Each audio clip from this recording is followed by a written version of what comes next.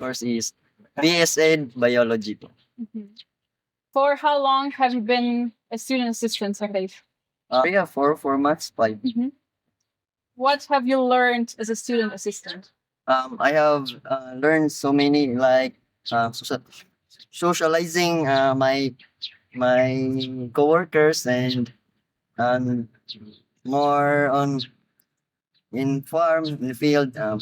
My manager and yes my supervisor taught a lesson on how yes how in organic farming.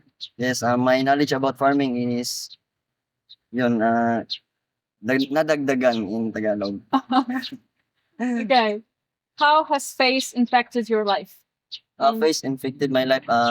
Before I'm a shy type person, but when fly in farm, you have confidence to and then yes, I learned how to socialize. Then my life is also impact in my school because I'm shy type. But when I came to face, it gives me confidence and yes, give me confidence. Yes. How do you think it can apply your family or your community?